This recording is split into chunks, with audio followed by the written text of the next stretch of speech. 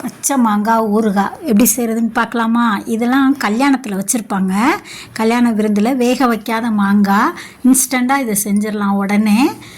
ஊறுகாய் ரொம்ப ஊறி மாங்காய் அரிஞ்சு போட்டு ஊறி தாளிக்கணும்னு இல்லை, இதை அப்படியே பச்சையாகவே தாளிச்சிக்கலாம். இதுக்கு பச்சை மாங்காய் ஊறுகாய். இதை பொடிசாகவும் அரைஞ்சிக்கலாம், இந்த மாதிரி அரைஞ்சிக்கலாம். இப்போ மாங்காய் சீசனில் இந்த மாதிரி ஒரு நாள் நீங்கள் செஞ்சு பாருங்கள், சூப்பர் டேஸ்ட்டாக இருக்கும். டக்குன்னு உடனே செஞ்சிடலாம். இப்போ மாங்காய் அரிஞ்சிட்டு அதில் உப்பு போட்டு ஊற வச்சுருக்கேன், லைட்டாக ஒரு 10 நிமிஷம் மட்டும். இப்போ கடாயில் நல்லெண்ணெய் ஊற்றி கடுகு போட்டு பெருங்காயம் கொட்டி தாளிச்சிக்கலாம்.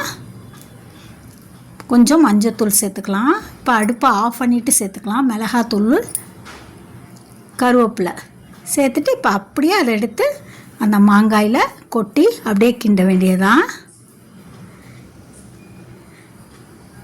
இது ஒரு 11 மணிக்கு செஞ்சோம்னா நம்ம 2 மணிக்கு சாப்பிட்றப்ப நல்லா ஊறி இருக்கும், நல்லா இருக்கும். இது ஒரு 2 டேஸ் வச்சுக்கலாம், அவ்வளோதான். அதுக்கு மேலே வச்சுக்க முடியாது, அதனால தான் நான் கொஞ்சமாக செஞ்சுருக்கேன். இதுதான் கல்யாண விருந்தில் வச்சுருப்பாங்க உடனடி மாங்காய் ஊறுகாய். இது குட்டி குட்டியாக அரிஞ்சிருப்பாங்க, நான் கொஞ்சம் நீளமாக அரிஞ்சிருக்கேன்.